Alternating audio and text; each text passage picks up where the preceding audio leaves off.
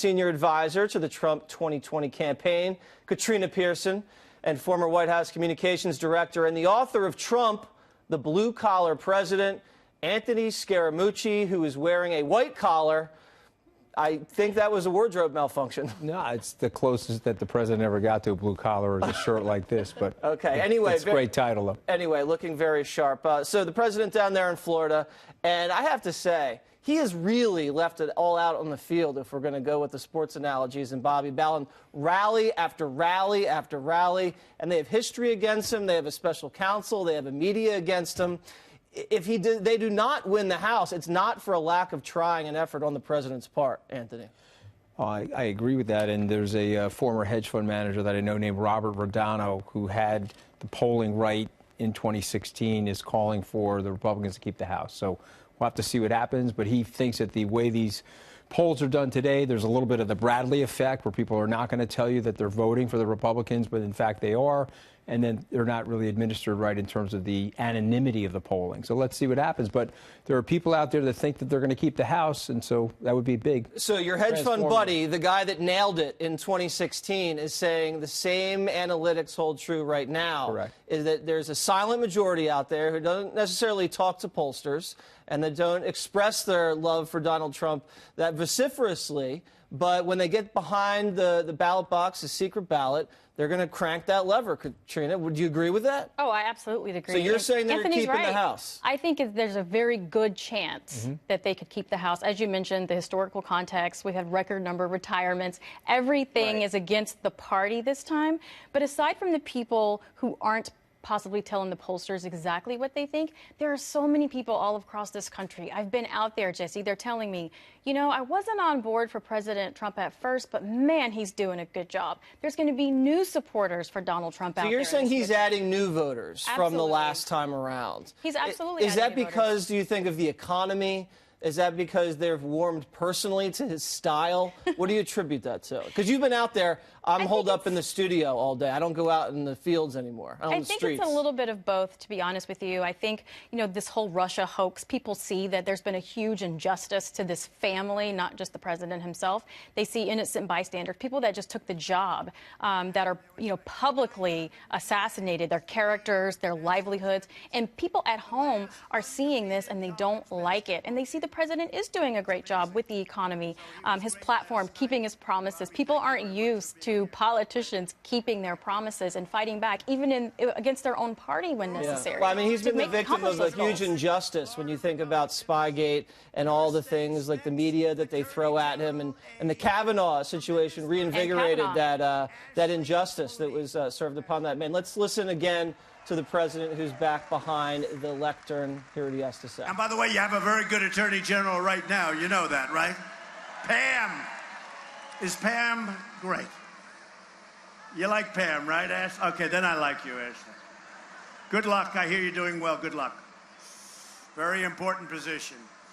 Your next Agriculture Commissioner, Matt Caldwell. Matt, thank you.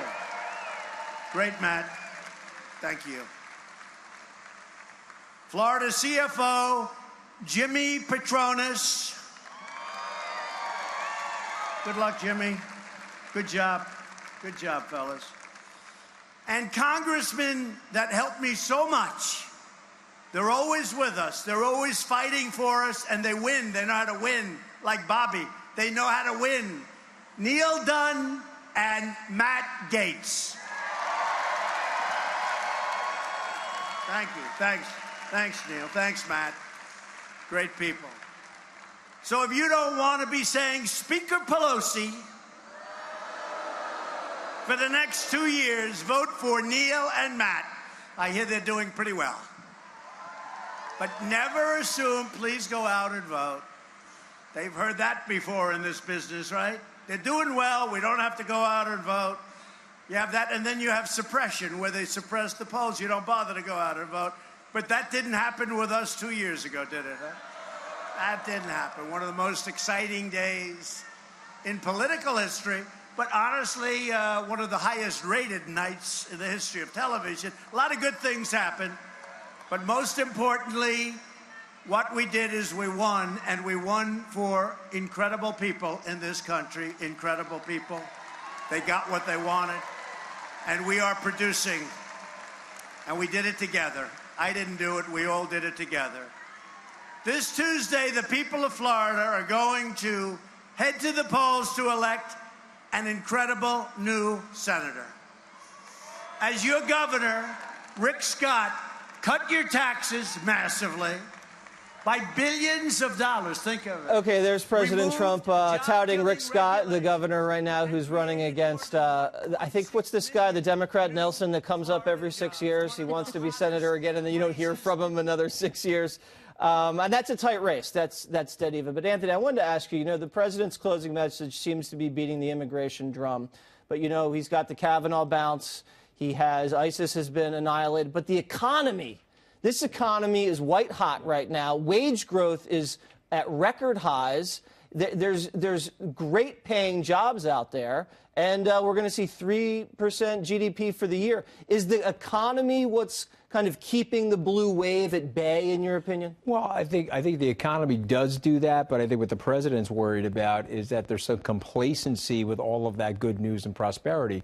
One of the reasons why presidents lose midterm elections is that complacent voters don't go out and vote, Jesse. It's angry voters that are not in power that rush out to vote. And that's why he's pressing on all of these hot buttons in the last 5 or 6 days, because he wants to get that base back out there. And if you look at the early voting totals, yeah, it's big, right? It's off the chart. So he's obviously doing something that's very, very effective.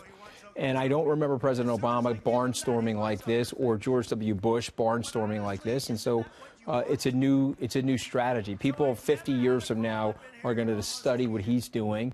And politicians have to change their playbook because of Donald Trump. Yeah, I remember Barack Obama staying away from certain campaigns and a races. Rose Garden strategy more than this kind of a strategy. Yes, no, this president is definitely out there in the mud.